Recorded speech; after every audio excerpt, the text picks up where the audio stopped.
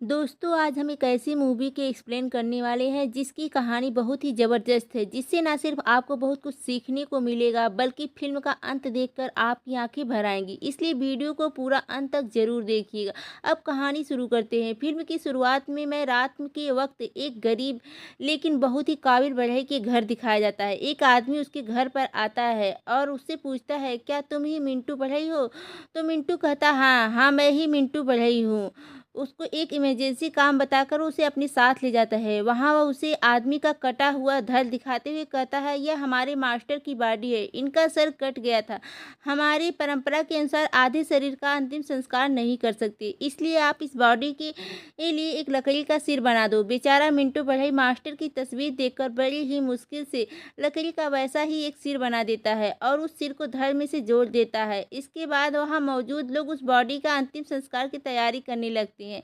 अब जब मिंटू वहाँ के प्रबंधक से पैसे मांगता है तो वो कहते हैं, पहले 13वीं का खाना तो खा लो, फिर पैसे भी ले लेना। हैरानी की बात यह होती है कि अंतिम संस्कार के भोज में वहाँ के मौजूद लोग गेहूं खा रहे होते, वो भी चूहों की तरह। यह देखकर मिंटू घबरा जाता है, नीचे बैठ जाता है।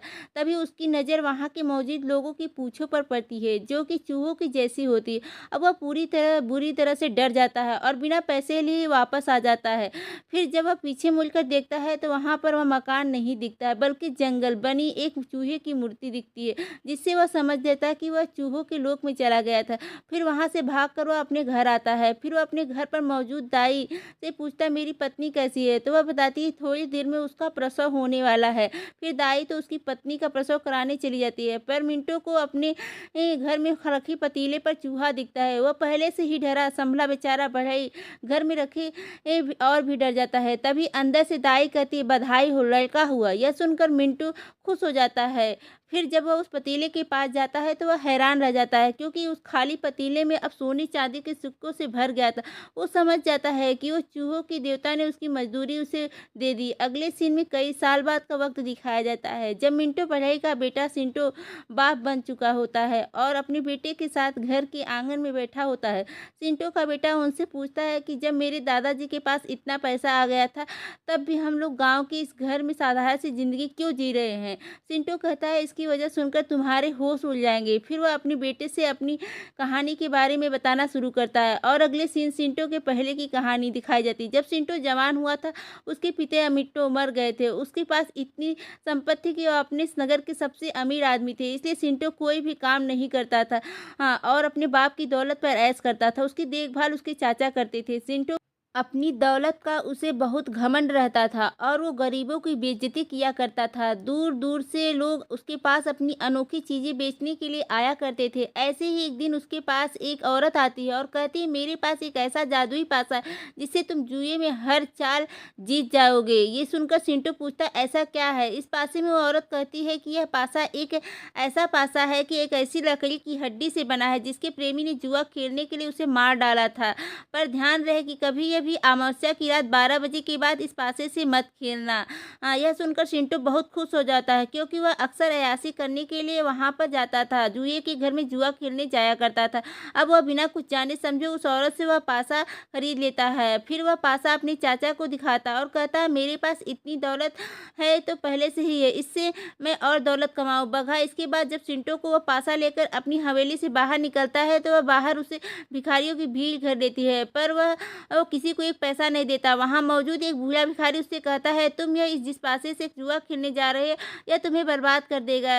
यह सिर्फ तुम्हारे लिए मुसीबतें लाएगा, इसलिए इसे फेंक दो। सिंटो उसकी बेइज्जती करते हुए कहता है, तुम भिखारी हो, भीख मांगो, बकवास की बातें मत करो। अब वह बूढ़ा भिखारी कहता है कि आज से 15वें दिन तुम भयंकर मुसीबत में फंसोगे।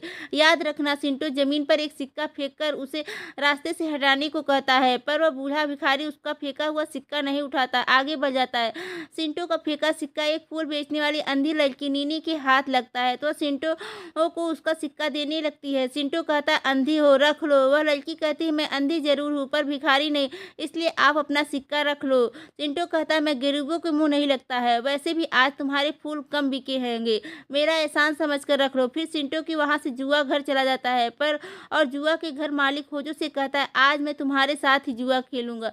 होजो कहता है, हाँ बिल्कुल। उसकी बातों से ऐसा लगता है जैसे वह कुछ छिपा रहा हो, पर अयाज चिंटू पर उसकी बातों पर ध्यान नहीं जाता। अब दोनों जोइयों के बीच खेल शुरू हो जाता है। चिंटू उस औरत से दिए हुए पासों के खेल रहा होता है और सारे नंबर उसके मन के मुताबिक आ रहे होते इसलिए वह जीत रहा होता है। इस बात से खुश होकर वह एक के बाद एक कई बाजियां खेलता जाता रहता है सब में होजो को हरा देता है। अब तक चिंटू होजो से उसके सारे पैसे जीत लेता है। इस बात से वह उसके समर्थक बहुत उत्साहित होते हैं।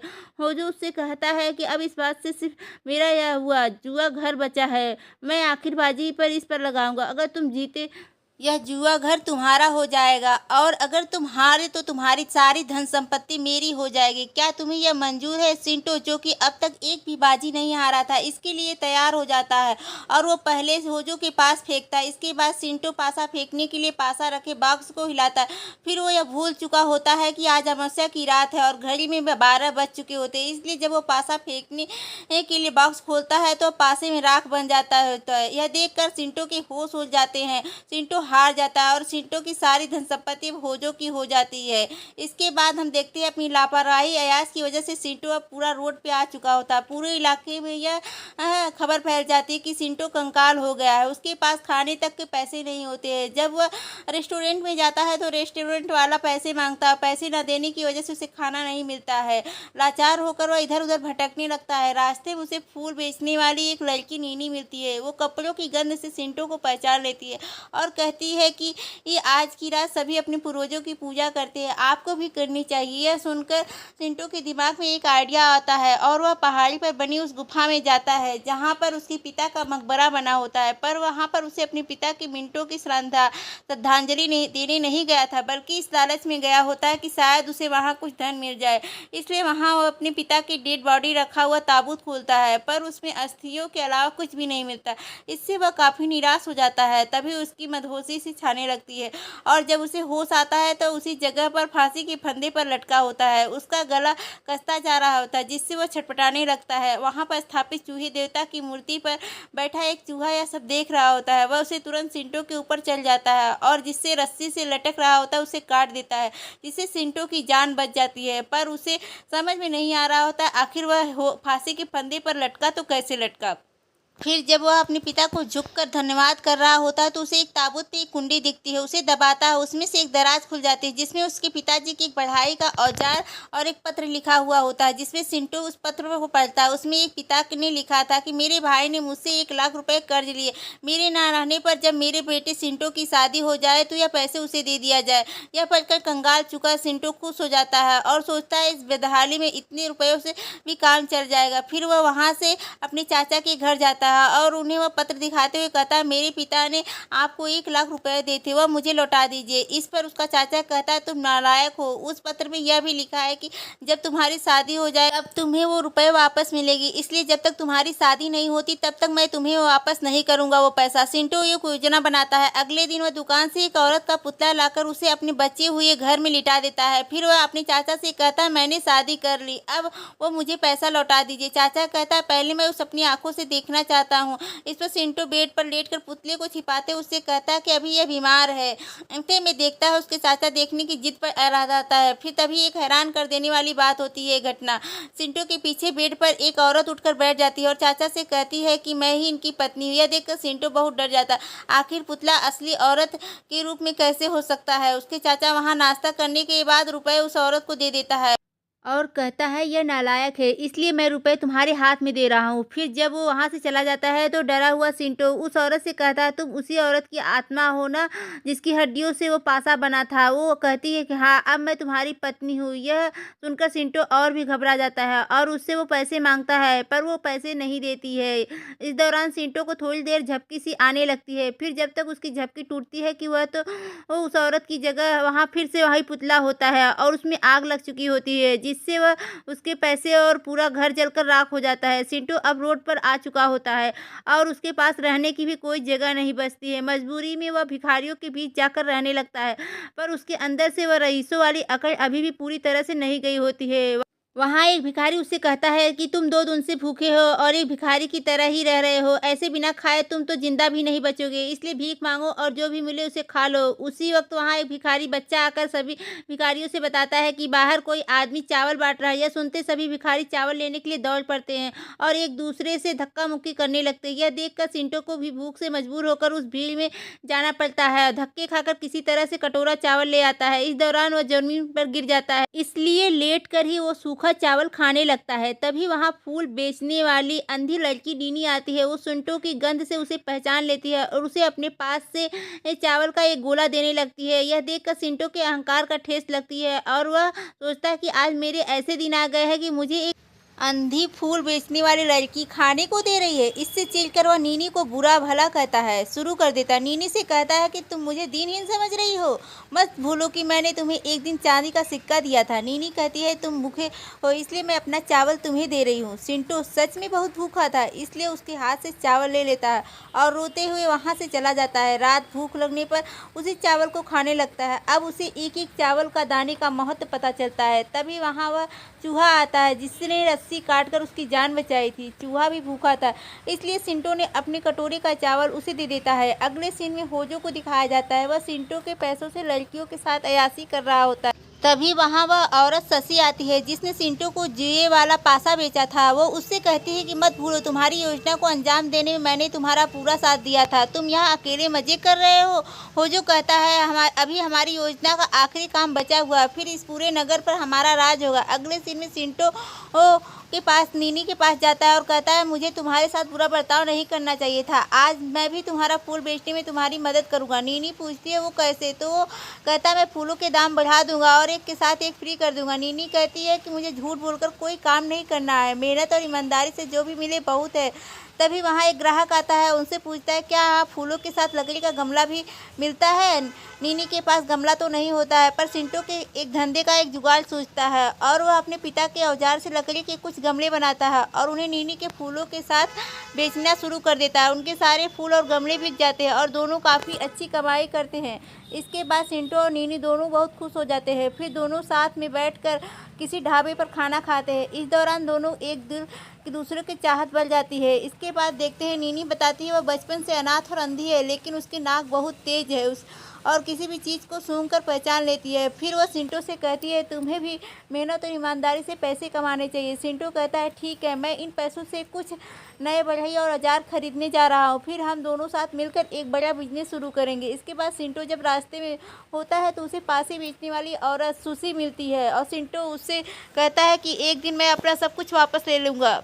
इस पर वह औरत कहती है आज रात तुम फिर से उस पहाड़ी पर बनी गुफा में जाना जहाँ तुम्हारे पिता का मकबरा है, वहाँ कुछ ऐसा होगा कि तुम्हारी किस्मत बदल जाएगी। चिंटू को शशि की इरादे नहीं पता होते। फिर वह शशि वहाँ से नीनी के पास जाती है, उससे कहती है कि चिंटू अब तुम्हारे साथ फूलों का बिजनेस नहीं करेगा। तो नीनी उससे पूछती है कि तुम कौन हो, तुम्हारे शरीर से मूर्छित करने वाली जली की गंध क्यों आ रही है। दूसरी तरफ शशि के कहने पर चिंटू मकबरे वाली गुफा में पहुँच जाता है और वहाँ उसे अचानक झपकी आने लगती है। जब उसकी आंख खुलती है तो उसके पेट में चाकू घुसा होता है और अपने सामने देखता है उसका चाचा और होजे और शशि खड़े होते हैं। उसका चाचा कहता है कि अब तुम्हारा मरना जरूरी हो गया है। यह सुनकर चिंटू चौंक जाता है और होजो से कहता है इसके मरने से पहले इसे सच बता दो। अब इसका चाचा कहता है कि 3 साल पहले मुझे व्यापारियों से एक ऐसी जड़ी बूटी मिली थी जिसमें आदमी का दिमाग भ्रमित होने लगता है, उसे झपकी आने लगती है। उसी दौरान मुझे होजो और सुशी मिले। इन दोनों ने मुझसे कहा कि तुम्हारा भाई इलाके का सबसे अमीर आदमी है और तुम बस उसका काम संभालने वाले नौकर हो।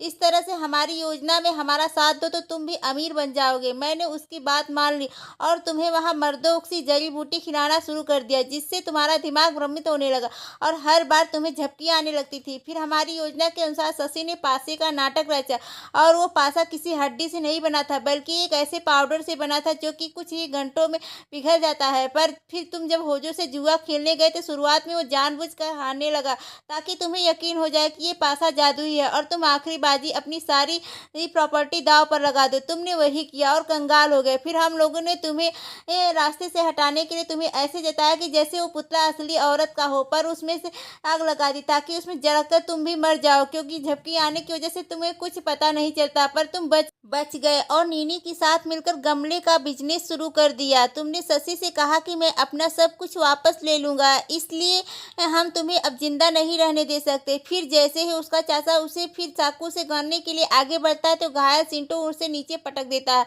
यह देखकर होजो भी सिंटो को लात मारकर नीचे गिरा देता है और उसे कहता है, तुम्हें शायद पता नहीं होगा कि तुम्हारी अंधी दोस्त नीनी को पहले ही मार डाला है। तुम्हारे पीछे ताबूत में उसकी लाश है। जब सिंटो उस ताबूत में भूत रखी नीनी की लाश को देखता है तो दुखी होता है और रोने लगता है, क्योंकि वही एक थी जो इसे इस हाल में उसका साथ दे रही थी। फिर उसे बहुत गुस्सा आया। सिंटो होजो पर हमला करने की कोशिश करता, पर होजो वह सिंटो के हाथ का चाकू पकड़ कर उसके पेट में घुसा देता है और कहता है कि इस बार मैं ऐसा इंतजाम करूंगी कि तुम जिंदा नहीं बचोगे। फिर उसके चाचा कहकर उस गुफा से ब्लास्ट करवा देता है, जिससे गुफा द्वारा टूटे हुए पत्थरों से बंद हो जाते हैं। उसके बाद अंदर फंस चुका सिंटो नीनी की लाश को देखकर रोते हुए उसके साथ बिताए हुए पलों को याद करता है और कहता है, मैंने कभी तुम्हारी अच्छाई की कद्र नहीं की, यह जानते हुए भी तुमने हमेशा मेरा साथ दिया। फिर वह गिर जाता है। इसके बाद 1 साल के बाद का सीन दिखाया जाता है। होजो सिंटो के पैसों से काफी अमीर बन चुका होता है तथा शशि और सिंटो के चाचा अब भी उसके लिए काम कर रहे होते हैं। आज होजो के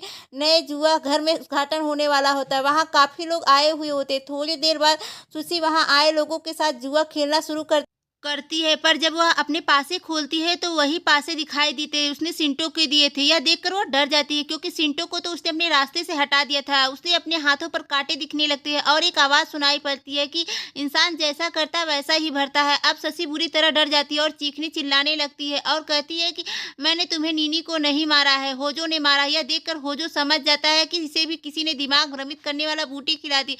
फिर वह सुशी को पकड़कर एक किनारे ले जाता है और उसे थप्पड़ मारकर चुप कराते हुए कहता है कि तुम सबको हमारे काम के बारे में क्यों बता रही हो। तो होजो से भिड़ जाती है और उसका लड़ाकू चाचा सबको रोकता है, पर तभी ऊपर से एक आदमी नीचे गिरता है और कई सारे चूहे ऊपर से गिरते हैं, जिससे वहां भगदड़ मच जाती है। फिर सिंटो अपने चाचा के सामने आता है तो उसका चाचा उसे चाकू मारने की कोशिश करता है, पर सिंटो उसका चाकू रोक देता है और एक डंडा मारकर उसे नीचे गिरा देता है। अब कई सारे चूहे चाचा को नोचने लगते हैं। उसे बचाने के लिए होजो मसाल जलाकर चूहों को हटाने लगता है तो सिंटो होजो के सामने आ जाता है। उसे देखकर होजो पूछता है, आखिर तुम जिंदा कैसे बच गए। सिंटो कहता है, गुफा में सुबह जब मुझे होश आया तो मेरी हालत बहुत खराब थी।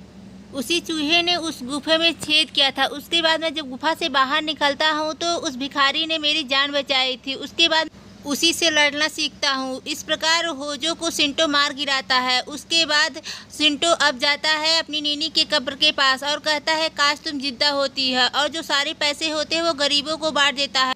तो दोस्तों, ये कहानी कैसी लगी? अगर अच्छी लगी हो तो लाइक और कमेंट जरूर कीजिएगा दोस्तों।